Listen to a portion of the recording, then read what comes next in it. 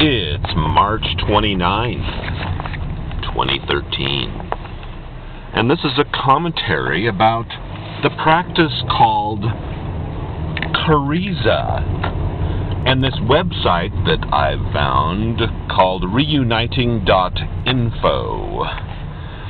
And anyway, on first glance you might think that this whole situation with Karezza and the practice of orgasm avoidance is very sacred and special, and it will help you to get closer to your partner through sacred sexuality, and that having an orgasm is best avoided, if at all possible. And the people at the top of this movement, or practice, celebrate the fact that they have not had an orgasm for years. Isn't that nice? But you know, when I first came across this site, about, I don't know, a year or so ago, it struck me that there's a lot of similarities between what they're saying and what they're saying is good and what you should do and what will help you to be closer, and what the Mormon church says and other churches say about masturbation and sex outside of marriage. And the basic shared thing between that is a basic fear of sex, sexual desire, and what those things lead to. The natural consequence of sex is orgasm. Why? Well, because sex is the way we make babies. Okay? And we probably would make a lot less babies if sex didn't feel good. And so, if you dig a little bit deeper into the assertions and dogma at reuniting.info, you'll find that they basically say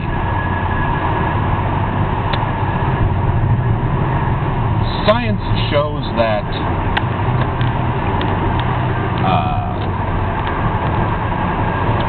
using drugs like cocaine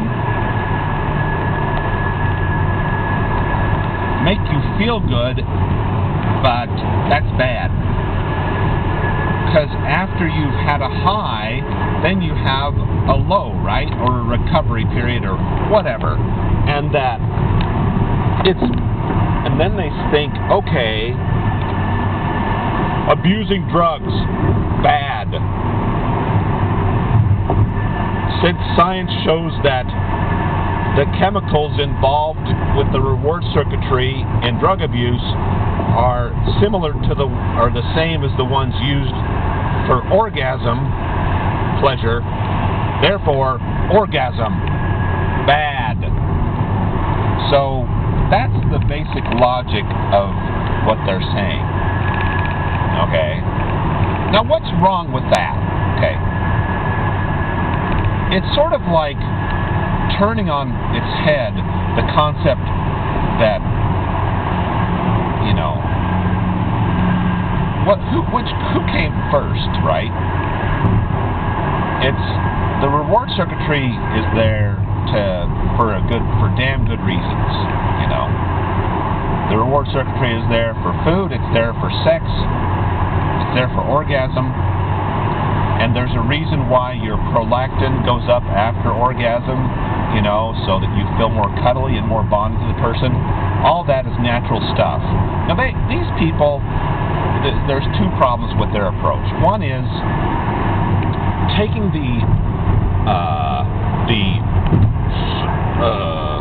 you're addicted to sex.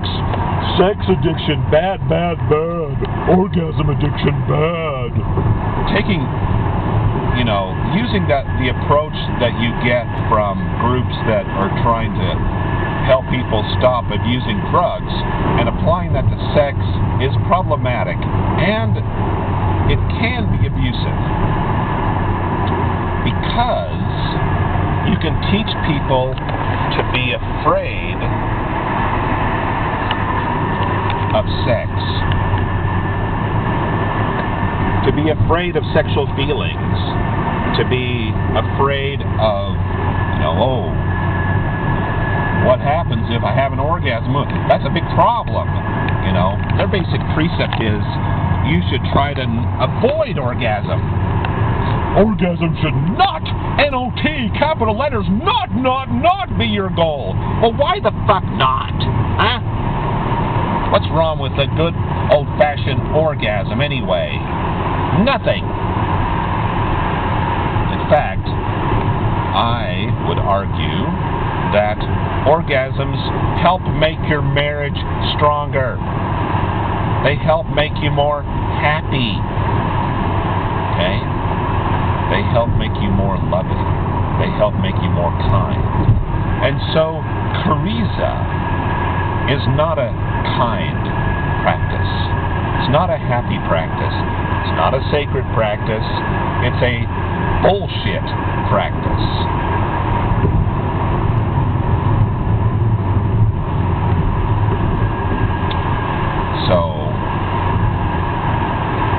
And the key thing that gave me insight into these facts, you know, these views of mine, are the experiences that I had with Mormonism and their fear of masturbation, their fear of sex outside of marriage, and even in marriage, don't have too much fun, and also don't engage in oral sex. You know, let's not forget that there was a letter by Spencer Kimball stating that oral sex is bad. And they never come out, the Mormon Church never come out and say, hey, you know what? Spencer Kimball was not right when he said that, and you all should be engaging in as much oral sex as possible. No, of course they haven't said that. Why? Because they are fucking squares, and they're also afraid of sex.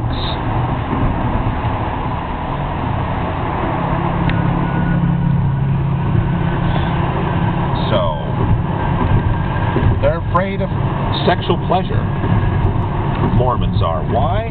Because once you realize that you can get have a lot more fun and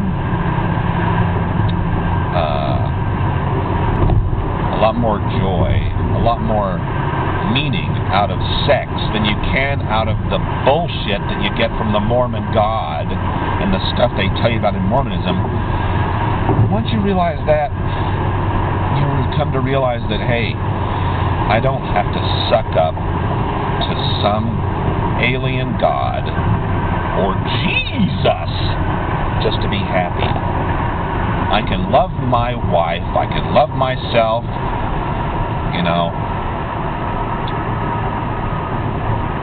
and I can love my family. We can love each other, and we don't have to rely on the Mormon God for that, nor on Jesus. Okay? And so, sexual shaming first apparently came to us via religious demagogues who wanted to use control of sex as a means of controlling people and sucking people into their religion. Right? you know, Joseph Smith and Brigham, they get to have many wives and sleep with the wives of other men and with 14, 15-year-olds. But you have to avoid masturbation and avoid oral sex. We, the leaders, get to do everything we want when it comes to sex, and that's all ordained of God. But you need to keep it all under wraps, and